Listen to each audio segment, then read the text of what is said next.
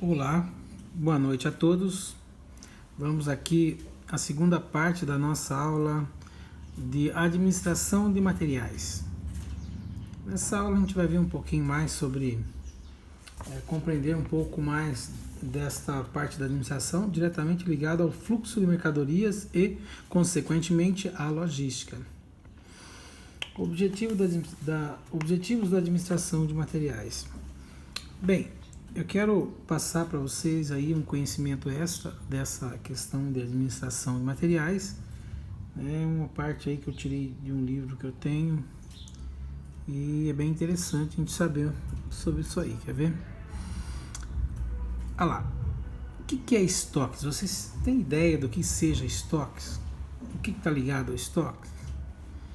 Então vamos lá, tá? Eu vou fazer a leitura dessa parte aqui do slide e depois a gente entra no livro, tá?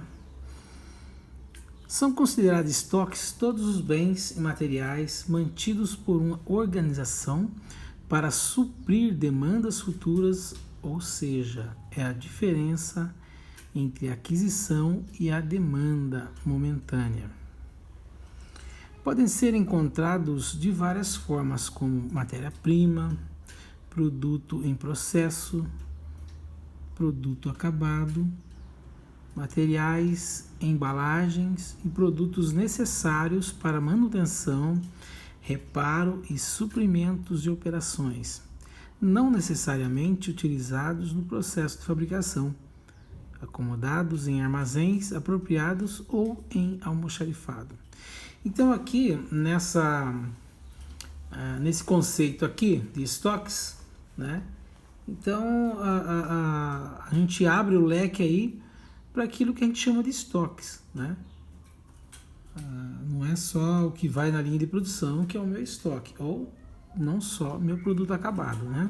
Tem um pouquinho mais aí de abrangência, né? Esse conceito de estoques. Ou materiais, né?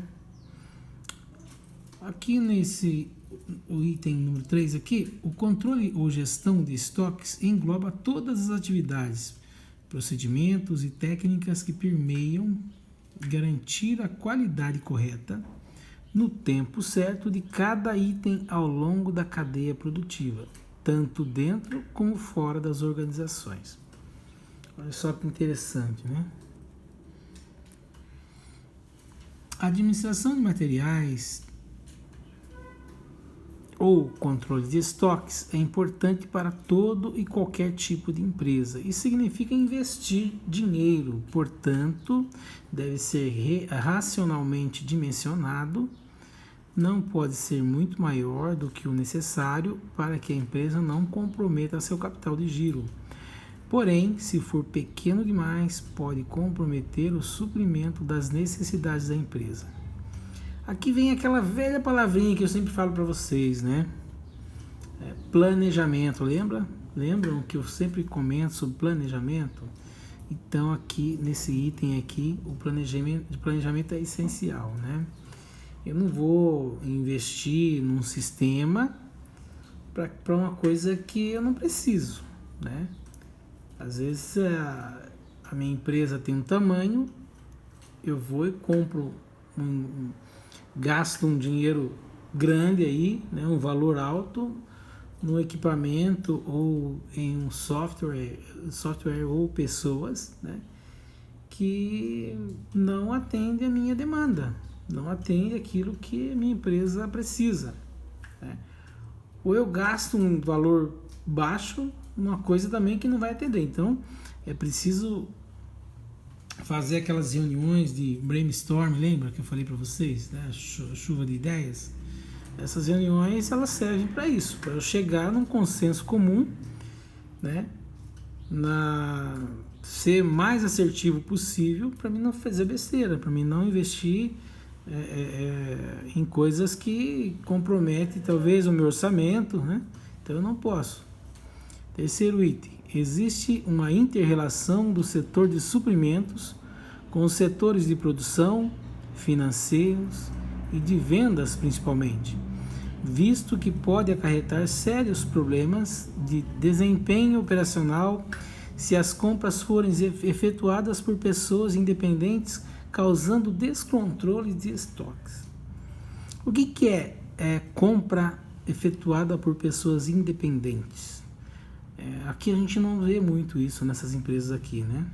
Mas em cidades com um parque industrial bem maior, com empresas grandes, é muito utilizado pessoas freelance, né, independentes, fazendo um trabalho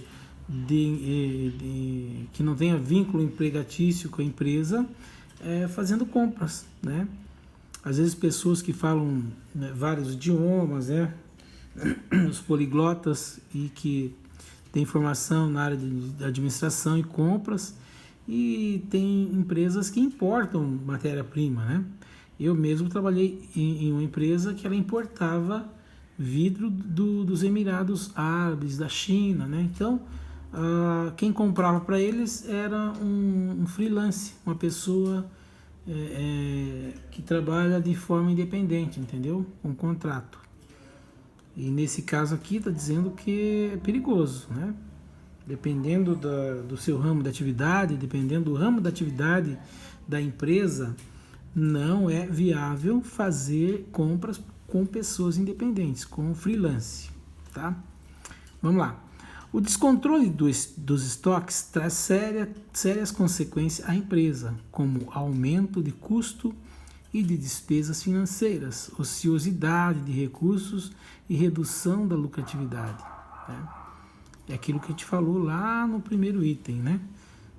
Investimentos às vezes em pessoas erradas, em máquina errada, às vezes em software errado, que não atende a minha demanda, né?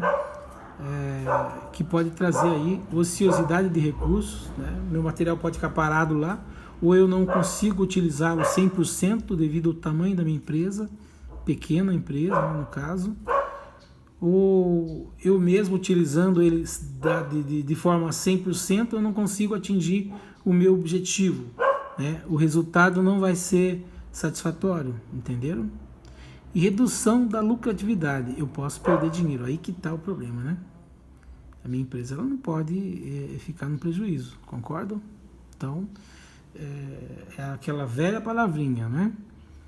Que eu sempre falo, né? A questão do planejamento, reuniões, interatividade, né? Com as áreas que dependem uma da outra, as áreas ligadas, né? Bem, agora eu quero ir para o livro. Vamos lá, então. O objetivo da administração de materiais. Um bom gerenciamento de materiais, em geral, acaba por ser valorizado somente quando os bens necessários não se encontram disponíveis no sistema, certo? Para atender às necessidades da produção. É importante refletirmos sobre isso, pois pode parecer óbvio chegar para vocês informar que é de grande importância que se administre o fluxo de materiais com um planejamento adequado. Porém, acredite nesse ponto, muitas empresas erram e perdem grandes quantias de dinheiro quando se trata desse assunto. Então, vale a pergunta: por que as empresas erram em um ponto que parece óbvio? A resposta é que, justamente por parecer algo simples, os funcionários estão sempre mal preparados, deixando certos processos de lado, julgando que tudo vai transcorrer de forma que deve acontecer. Olha só esse conceito, gente. Eu vou parar aqui e vou explicar um pouquinho, né? Quando a empresa não investe em treinamento, quando não se investe em treinamento, quando não se faz uma capacitação, né? A empresa ela falha nesse quesito, e aí acontece o que realmente o texto falou aqui, né? Vai deixando, não tem controle, coloca no cantinho lá, depois a gente vê, né? A gente sempre ouve isso. Deixa lá, o segundo turno vai mexer com isso, né? Isso aí vai virando uma bola de neve, né? Vai perdendo o controle. Vai chegando uma hora que ninguém sabe o que está ali mais e ninguém sabe para onde foi, onde é que está, e acaba virando scrap. Scrap é lixo, tá, gente? É aquilo que é descartado, tá? Que não me serve mais para produzir, tá? Então é aquela velha palavra, né? Planejamento. Né? Às vezes a gente precisa trocar funcionário porque aquele funcionário já está com certo paradigma, não quer fazer aquilo que a gente pede, né? Não quer se adequar ao sistema. Eu lembro que eu prestava serviço de transporte de pessoas para a empresa Pilkington. Ela produz vidros automotivos, né? Para as montadoras lá da região do Vale do Paraíba, onde eu estava morando. E eles implantaram ali um sistema chamado SAP. É um sistema muito conhecido mundialmente, muito eficiente, né? Eu já comentei com vocês desse sistema. E eles investiram muitos dólares, né, nesse sistema, e investiram também no treinamento das pessoas. A regra é simples, né? Ou você se adequa a esse sistema ou você está fora da empresa. Tá? Eles jogaram bem assim, tá? Eu acompanhei porque eu estava sempre com eles lá, enfim, levava funcionário e acabava ouvindo deles esses comentários. Então, aqueles que não chegaram a aceitar, porque o controle era muito mais rígido, né? Era se controlado 100% do que era movimentado dentro da empresa, né? Tanto transporte, quanto venda, quanto descarga, quanto armazém, quanto produção, quanto matéria-prima, tudo era controlado por esse sistema. Então, as pessoas precisavam ser treinadas e foram treinadas, né? Só que nem todo mundo consegue absorver, nem todo mundo, né, demonstra interesse, apesar de que é dali que vem o sustento, mas muita gente não quer muito saber, né? Isso acontece, é normal dentro da empresa, né? Sempre tem uns aí que não querem saber, não querem seguir as normas e as regras, não se adequam, não querem quebrar paradigmas, né? E acontece isso. Bem, segundo Ronald Balloon, guru aí da logística, a boa administração de materiais significa coordenar a movimentação de suprimentos com mais exigências de operação. Isso significa aplicar o conceito de custo total às atividades de suprimento. De modo a tirar vantagens dos custos operacionais. Gerência de materiais. A logística de hoje agrega todas as atividades estudadas pela administração de materiais. Historicamente, empresas não agregavam a administração do fluxo de produto desde os fornecedores ou fontes de matérias-primas. Como mencionado em aulas passadas, antigamente a preocupação dos custos era grande, sem que se preocupassem com a eficiência dos serviços.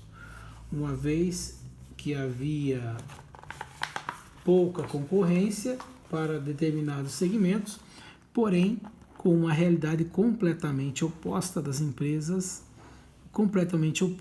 as empresas viram a necessidade de agregar valor ao seu produto, melhorando os níveis de serviço. Ou seja, precisavam reduzir custos, aumentando a qualidade do produto, pois o consumidor atual é muito exigente. Por conta disso, muitos autores concordam que qualidade não é mais diferencial de produto algum, uma vez que ele virou obrigação do produtor. Ninguém hoje compra uma marca simplesmente porque ela é barata. Claro que existem pessoas que o fazem, porém, a grande maioria das pessoas busca preço baixo junto com qualidade, fazendo desta um ponto de obrigação e não de diferencial. Quem não tem qualidade pode até ter preço baixo, mas é difícil de acreditar em uma demanda que possa atender os interesses da empresa que opere dessa forma. Portanto, a logística hoje depende de forma direta dos conceitos de administração de materiais, até porque o fluxo dos materiais que ela gerencia. Então vejam bem que a questão da administração de materiais não é tão simples, né? ela demanda aí de vários segmentos, de vários itens, né? Principalmente comprometimento, principalmente planejamento ao fazer alguma aquisição ou implantar algum sistema, né? Sistema de gerenciamento aí, principalmente. Então, precisamos ficar atento, né? Nessa questão da administração de materiais, porque não é tão simples. Bem, agora vamos aqui aos exercícios, né? Exercícios que estão na página 103. Exercício número 1. Quais os objetivos da administração de materiais? Exercício número 2. Por que muitas vezes empresas erram em pontos óbvios? Comentou isso, né? Exercício 3. Qual a importância do transporte na distribuição de materiais? Exercício 4. Explique onde a distribuição física se aplica na logística. Exercício 5. Quais os motivos que levam uma pessoa a comprar uma marca hoje? Acabamos de falar isso, né? Exercício número 6. Como a distribuição física pode agregar valor ao produto? Exercício número 7. Defina um planejamento de distribuição física. Planejamento, já expliquei muito sobre isso com vocês, né? Bem, encerramos aqui a nossa videoaula. Espero que tenham gostado. E aí, na semana que vem, nós temos a terceira parte lá do Kanban, né, do nosso cursinho que eu estou passando para vocês. Espero que vocês tenham vistos. E partiremos aí para a aula de número 28, ramos e atuações da logística. Muito bom, boa noite a todos. Espero que vocês realizem esse exercício e vamos esperar vocês às 20 horas, ok? Estarei disponível para vocês aí para qualquer pergunta. Entre lá, dá um joinha para mim, né? Mostrem que vocês estão dentro da sala assistindo a aula e fazendo os exercícios. Eu preciso dessa comprovação, tá bom? Boa noite a todos, Deus abençoe a todos.